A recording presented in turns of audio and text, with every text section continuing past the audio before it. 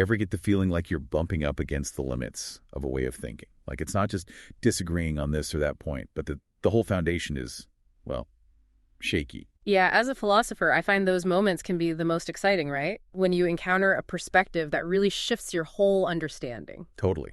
And that's exactly what we're diving into today, the philosophy of liberation. Specifically, it emerged from Latin America, and it really offers a powerful critique of a lot of assumptions baked into, mainstream Western thought. Definitely. I think for anyone, especially those of us who've spent a lot of time in the European philosophical tradition, and this is a really crucial body of work to grapple with.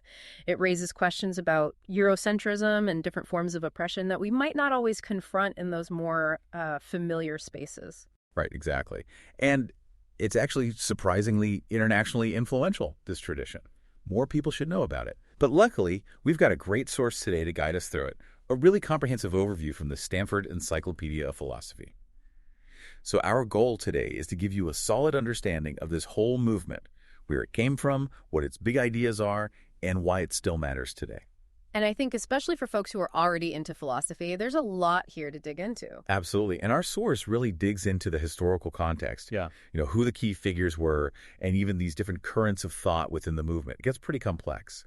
So to kick things off, where does this story even begin? Where and when did this philosophy of liberation first pop up? Well, the very first expressions of it, they appeared in Argentina in the late 1960s, and then pretty quickly, like early 1970s, it spread across Latin America. Makes sense geographically. Yeah. And scholars often make a distinction between what they call a strict conception, just that initial emergence in Argentina, and then a broad conception, which encompasses its later expansion and evolution throughout the continent. Gotcha. So two different scopes. Right. And according to Gracia and Vargas, they talk about this as part of the maturity stage of contemporary Latin American philosophy. Interesting. What's fascinating, I think, for someone who's steeped in philosophy is that even though it's very rooted in Latin American history, its debates and all that, it's also undeniably part of the broader story of European philosophy. So it's like a branch growing out of the main trunk. Yeah, kind of. It builds upon it, but it's also like pushing back against it, critiquing it. And a lot of the key thinkers in this movement were initially trained in European philosophy, phenomenology, hermeneutics, Marxism, which is probably why there's so much internal diversity even from the very beginning. Right. It wasn't just one unified block. Yeah. Definitely not. And it actually gets even more diverse over time, especially with what Dussel calls this South-South dialogue. The self-dialogue, what's that about? It's basically where philosophical traditions from the global south are engaging more directly with each other. Like building their own conversations instead of just responding to Europe or North America? Exactly, creating their own frameworks. So with all that said, what was at the heart of this whole movement? What were they trying to solve, philosophically speaking? Yeah, what was the driving force? So a lot of it comes down to understanding Latin America's place in world history, but in a way that was grounded in their own intellectual and cultural resources. And critically, they were doing this from a lived experience of dependency, not just economic, but cultural, political, even philosophical. So many layers of dependence. Yeah, exactly. And the ultimate goal was liberation from all these different forms. They even called their work a counter-philosophical discourse. Counter-philosophical. So does that mean they were like anti-philosophy? Not exactly. It's more that they were doing this radical critique, of colonialism, imperialism, globalization, racism, sexism, all those things, but specifically how they're experienced as exploitation and what they saw as dehumanizing systems. Yeah, so they're critiquing the systems, not the idea of philosophy itself. Right. And they were really aiming for liberation, autonomy, authenticity for Latin American peoples, and thought, both. And there's this emphasis on counter-philosophical, which kind of signals that they're really examining the very assumptions of philosophy itself, right? How it relates to power. Absolutely. It's not just the content, but the whole project of philosophy that's being questioned. And a lot of it is about how to make philosophical inquiry more accountable to its context. So tying it to the real world. Yeah. And they're very positive about things like cultural diversity, gender, and racial equality, genuine political sovereignty. More recently, this idea of pluriversality has become important. I've heard that term. It's like an alternative to the idea of a single universal truth, right? Exactly. It emphasizes respecting all these different global cultural perspectives. Okay, that makes sense. So their whole approach is often described as this philosophical orbit of critique, commitment, engagement, and liberation. And because they were so critical of intellectual dependency, they really saw themselves as doing metaphilosophy. Oh, so like philosophy about philosophy itself. Yeah, like questioning what even counts as philosophy and how it should be done, especially in a context of power imbalances. Okay, that's really interesting. Now, our source talks about this long history leading up to the formal emergence of the philosophy of liberation in the late 20th century. Makes it sound like it wasn't just a sudden development. Oh, definitely not. It really builds on a whole lot of earlier intellectual work in Latin America. Like, were there thinkers before them who were already kind of grappling with these themes? Absolutely. You can trace the roots back a long way. And I think one key moment is this debate that starts with Leopoldo Zia and Augusto Salazar Bondy. They pose this fundamental question: is there a Latin American philosophy? Wow, that's a big question. Right. And regardless of how they each answered, that question really sparked this project of recovering and reevaluating Latin American thought. Like looking back and trying to find those moments of original thinking that came from their specific experiences. Exactly. Enrique Dussel, for example, he outlines 3 key periods that kind of set the stage for what would come later. Oh, interesting. Can we walk through those? What's the first period all about? So the first one focuses on like the initial responses to the Spanish conquest, both intellectually and morally. So the first contact and the immediate aftermath. Yeah. And a really important moment there is in 1511 when this priest, Antonio Montesinos, he gives these fiery sermons denouncing how the indigenous people are being treated. So early criticism of colonization. Yeah, one of the earliest. And it kind of marks the beginning of a continental awareness of the injustice happening. That's powerful. And was this purely on moral grounds, or were there also intellectual critiques developing at the same time? Well, both, actually. There's this famous debate that happens in 1550 in Valladolid between Juan Ginés de Sepúlveda and Bartolomé de las Casas. And for a philosopher, this is a really crucial moment. Okay, what's the debate about? So Sepúlveda, he's basically representing this emerging European imperial ideology. He argued that the indigenous people were naturally inferior, that they were basically natural slaves. Oh, wow. Yeah, it's a direct challenge to their rationality, their humanity even. De las Casas, on the other hand, he passionately defended the rationality and dignity of the indigenous people. So a clash of worldviews, really. Totally. De las Casas recognized their cultural differences, but insisted that they were fully capable of reason and self-governance. He even said that the only legitimate way to evangelize them was through persuasion, not force. So you see this very early articulation of a liberation discourse. Interesting. So it's rooted in human dignity against colonial oppression. What happens in the second period Dussel outlines? The second one, it's roughly from the mid-18th century to the late 19th century, and it's marked by what's often called the first emancipation. So the independence movements. Exactly. The movements for independence from Spain. There are some key thinkers here like Benito Jerónimo Feijó y Montenegro, even though he was Spanish. His critical spirit really influenced thinkers in the Americas. There's also José Antonio de Alzate y Ramírez and Francisco Javier Clavigero. They were all developing these early anti-colonial critiques and starting to assert a distinct American identity. Like pushing back against the European view. Yeah. And then, of course, you have the big names of the independence movements themselves. In the early 19th century, Simón Bolívar, Simón Rodríguez, Francisco de Miranda, Juan Germán Rossio, Mariano Moreno. So many important figures in that era. Right, and they were really developing this sophisticated political discourse of emancipation, arguing for self-determination, for building nations based on a distinctly American experience. Wow. And this whole time, the question of, like, what does it mean to be American is at the forefront. Absolutely. It's about forging their own identity.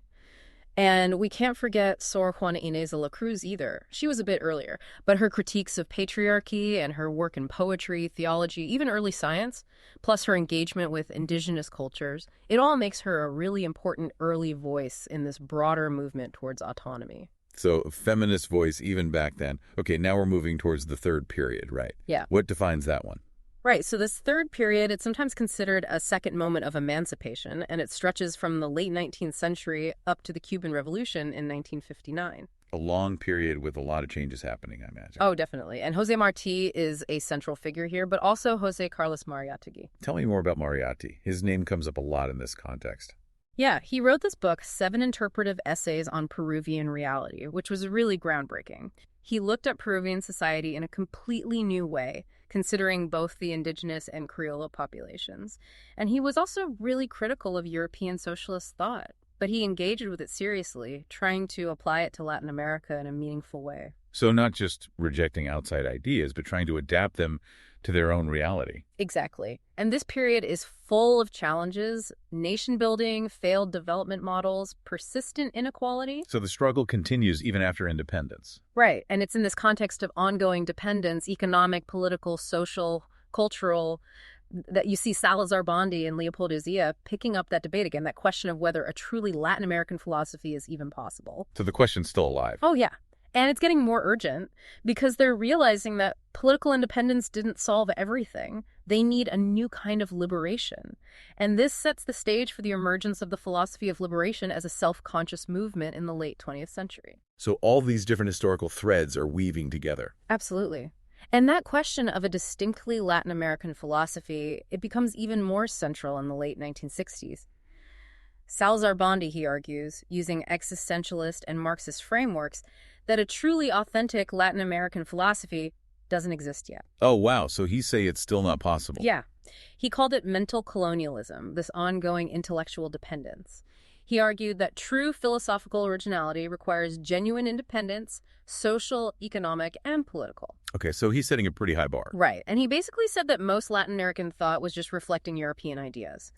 But Leopoldo Zia, he responded directly to Bondi's critique, and their back and forth really set the stage for a new generation of thinkers. For ones who would actually articulate this philosophy of liberation. Exactly. And there's a whole timeline here that Dussel and others have mapped out.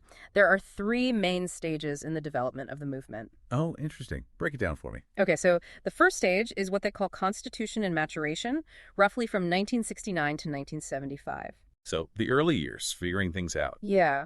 The philosophy of liberation is actually named as a movement at the Second Argentine National Congress of Philosophy in 1971. That's a landmark event. Totally.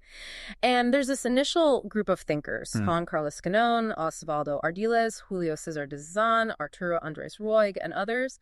They really start to formalize their ideas through these intensive seminars, jornadas, at the Universidad del Salvador. Really hashing things out. Yeah.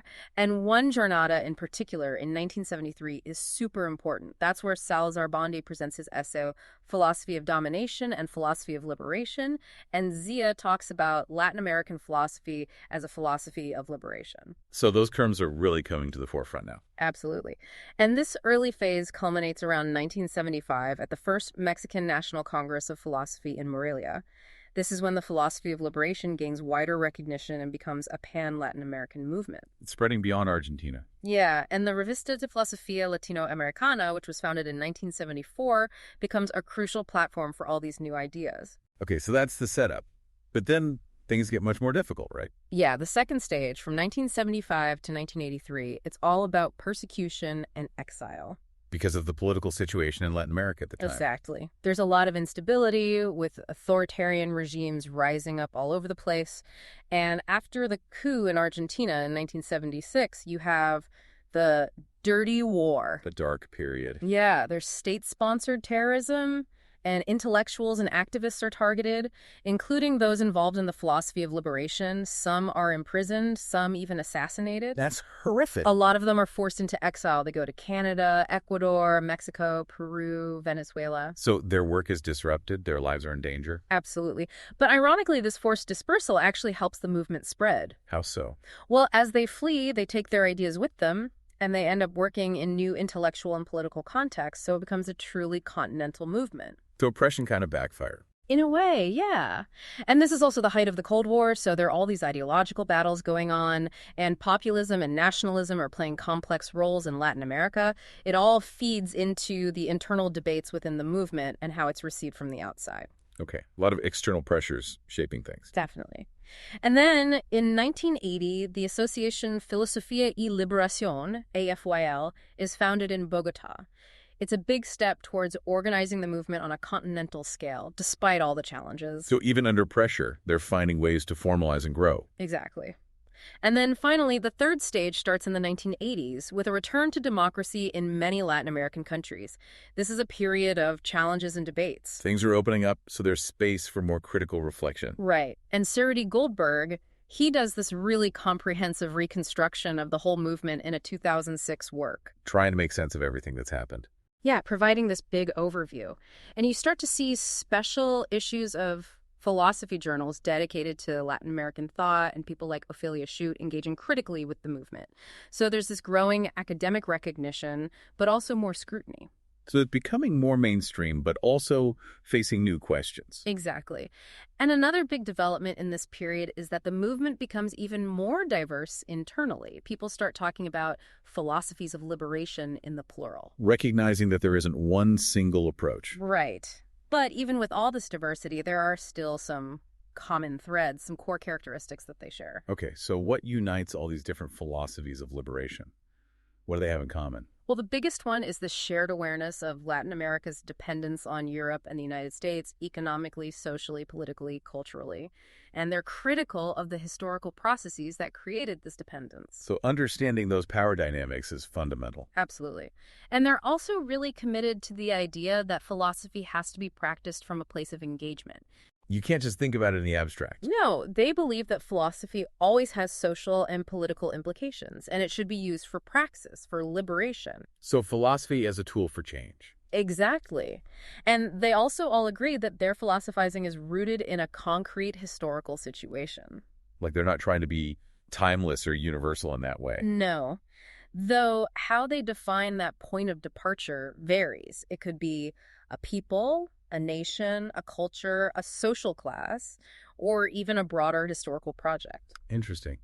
And how does their critique of colonized thinking fit into this? Well, they see this internalization of European perspectives as a major problem, and they respond to it by doing metaphilosophy. So analyzing the very process of thinking itself. Yeah, and they actually often engage with and draw from European philosophy even as they're critiquing it. Well, it's like critical inheritance. Exactly. Dussel talks about analectical standpoints, which are about moving beyond the limits of Western thought. Trying to find a new space for thinking. Exactly.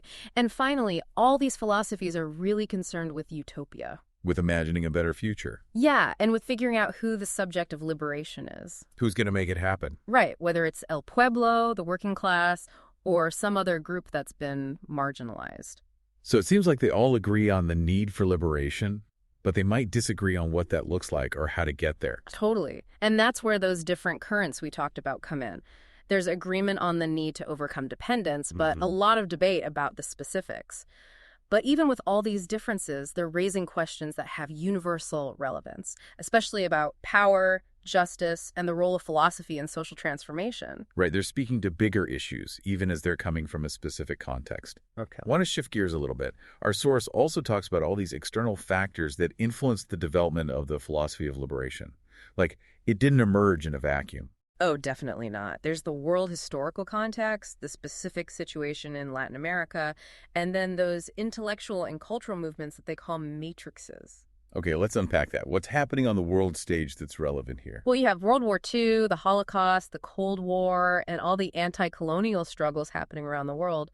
These things really start to discredit Europe's claim to moral and intellectual superiority. So people are questioning the old hierarchies. Exactly, and that opens up space for alternative ways of thinking. Like what had been considered universal is suddenly looking a lot less solid. And how is Latin America specifically affected during this time? Well, the Cuban Revolution is huge. It becomes this symbol of radical social change, of achieving real political sovereignty against the U.S. Right, that must have been incredibly inspiring for many. Absolutely. And then you have this whole wave of military dictatorships popping up across Latin America in the 1960s. A lot of turmoil and violence. Yeah, and it's connected to the Cold War and also to these failed development models that didn't address the huge inequalities in the region. So there's this sense of disillusionment, but also this yearning for change. Exactly. And that creates fertile ground for a philosophy that's explicitly focused on power and liberation. It's all connected, isn't it? And Now, what about those matrices, those intellectual and cultural movements? They sound important. they are. These are the currents that provide the thinkers of liberation with, like, specific tools and concepts to work with. Okay, walk me through them. What's the first one? The first is the economic matrix, dependency theory. I've heard of that, but I'd love a refresher. Basically, after the failures of Desarrollismo, these top-down development programs and things like the Alliance for Progress. Which were supposed to help Latin America catch up economically, right? Yeah, but they didn't really work. So a bunch of Latin American economists and social scientists, Theotonio dos Santos, Fernando Enrique Cardoso, Enzo Fayeto, Celso Furtado, Aníbal Quijano, they come up with this new theory. And their main point is? They argue that Latin America's underdevelopment isn't just a stage on the way to becoming like Europe. It's actually caused by its dependence on Europe and the U.S. It's built into the system itself. Exactly. And this dependence is a direct result of colonialism and neocolonialism. Okay, so it's a systemic critique. Yeah. And was this purely an economic theory? It had a big economic focus, but it was also very social and political. It helped people understand the challenges of Latin America in a completely new way. Okay, that's huge. Now, what about the religious side of things? Was there a religious matrix influencing the philosophy of liberation? Oh, yeah, for sure. It's liberation theology, and it comes right out of the Catholic Church in Latin America. Interesting. So how does a movement focused on liberation come from within the church? Well, there were some big changes happening in the church itself. You have the reforms of Vatican II, and then this important conference of Latin American bishops in 1968 in Medellin. So there's a context for change within the church? Exactly. And this opens up space for this new emphasis on social justice, on what they call the preferential option for the poor. Prioritizing the needs of the most vulnerable. Yeah. And liberation theology really takes this to heart. They're confronting poverty and inequality head on. They even develop a new theological language. Oh, like what? Well, they talk about liberation from sin, but they connect it to liberation from social and political oppression. And they emphasize orthopraxis. Right action, as opposed to just right belief. Exactly. And this has a big impact on the philosophers of liberation, especially that focus on social praxis and on how they think about El Pueblo. So it's not just an abstract concept for them. No, it's rooted in real people and their struggles. And there are some key texts from this period, like Gustavo Gutierrez's A Theology of Liberation and Hugo Assmann's Oppression Liberation. Both came out in 1971. Important foundational works. And did this theological movement have any kind of institutional support? Yeah, actually, parts of the Catholic Church were really supportive, and that provided a platform and even some protection for the philosophers of liberation, especially during those times of political repression. Okay, so the church plays a complex role.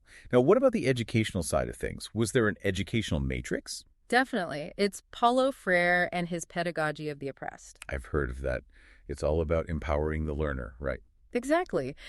Freire worked with literacy programs in Brazil, and he developed this whole theory of education, centered on the idea that true liberation requires people to become active participants in their own learning and in transforming their reality. So it's not just about absorbing information, it's about using it to change the world. Right, and he talks about conscientização, or critical consciousness raising. It's this process where people start to understand how oppression works, and they develop the capacity to act against it. That sounds very aligned with the goals of liberation philosophy. Oh, absolutely. And Freire was totally against the traditional banking model of education. Where the teacher just deposits knowledge into the student's head. Yeah, he thought that was super passive. He wanted a dialogical, participatory approach that would actually empower people. A much more active approach. And the philosophers of liberation, they really took to his ideas, especially that concept of conscientização. They saw it as a key part of the broader project of liberation. Okay, so education becomes this key tool. And were there any artistic or literary movements that were happening at the same time that also influenced this thinking? Oh, yeah, for sure. There's the Latin American literary boom happening in the 1960s. With authors like Gabriel Garcia Marquez? Him, Mario Vargas Llosa, Julio Cortázar, Carlos Fuentes, all these big names.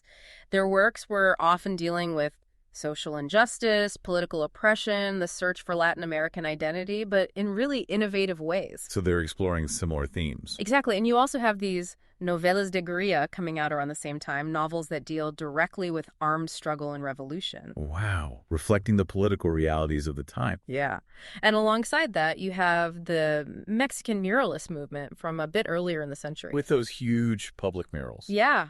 Diego Rivera, Jose Clemente Orozco, David Alfaro Siqueiros, Frida Kahlo. They were creating these powerful visual narratives about injustice, celebrating indigenous cultures, mestizaje, all that.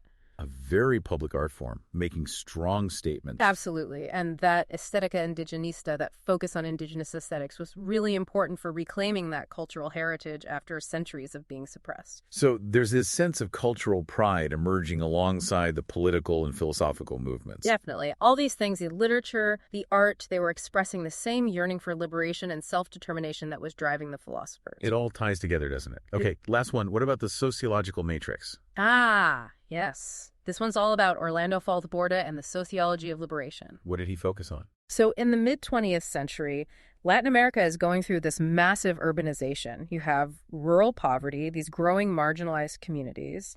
And Falls Borda, he's saying that sociology needs to be more than just analysis. It needs to be about change. So engaged scholarship, not Yeah. just detached observation. Exactly.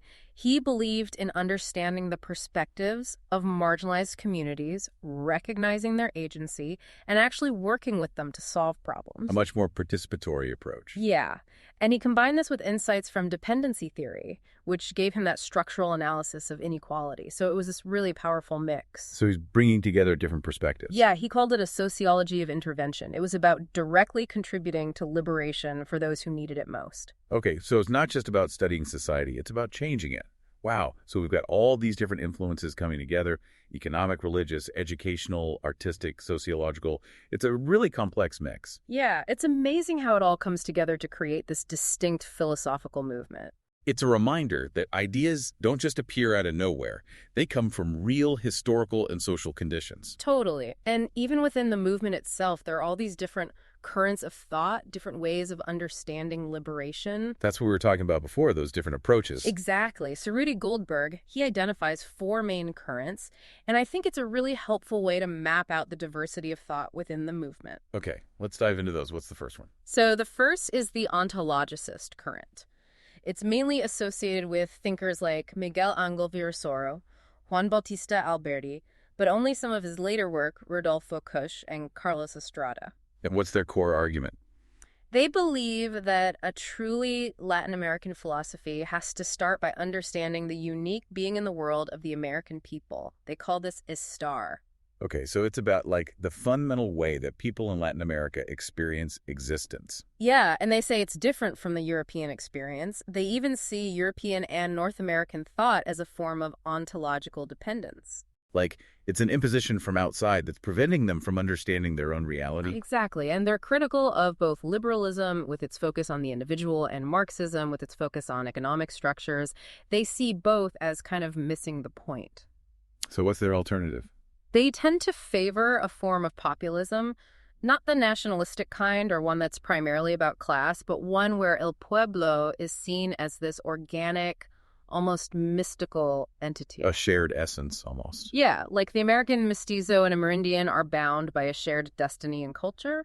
Rudy Goldberg calls them anti-historicist populists because they're focused on this essentialized notion of being rather than history. Okay, that makes sense. And how does that contrast with the second current?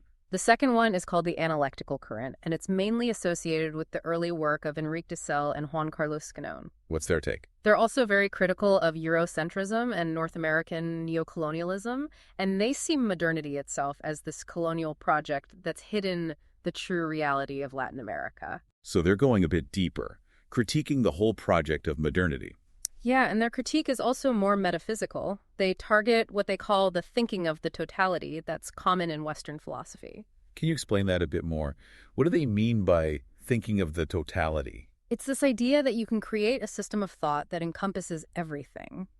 But they say that real philosophy has to start from El Pueblo, from those who have been excluded from those totalizing systems. This is about centering the margins. Yeah. But they're not doing this in an essentialist way, like the ontologicists. It's more about recognizing that El Pueblo is always outside the system, beyond the grasp of those dominant categories of thought. It's like they're pointing to something that constantly escapes definition. Exactly. And unlike the ontologicists, who see the philosopher as kind of guiding El Pueblo to recognize their own wisdom, the analectical thinkers see their role as listening to the oppressed. Giving voice to those who have been silenced. Exactly. But it's important to remember that both Dussel and Scanón have developed their ideas a lot since this early period. So the label analectical might not fully capture their current thinking. Right. They've moved towards a more dialogical and historically grounded approach. But that early work is still really important for understanding how they broke with the dominant paradigms. Okay, that's helpful. And what about the third current? The third one is the historicist perspective. This one includes Cerruti Goldberg himself, Arturo Andrés Roig, Arturo Ardao, and Leopoldo Zea. And what makes them distinct? They're critical of both the ontologicist and the early analectical approaches. They say that there's no such thing as a pure philosophical starting point. Like, you can't just step outside of history and tradition. Exactly. They emphasize that all thought, including Latin American philosophy, is always embedded in a specific history of ideas. And they say that the task is to understand Latin American experience from within its own history. Okay, so history is really central for them. Absolutely. And a lot of their work has been about reconstructing and analyzing that history, showing how it's not just a copy of European thought, but this active engagement with ideas in response to local realities. Because they're trying to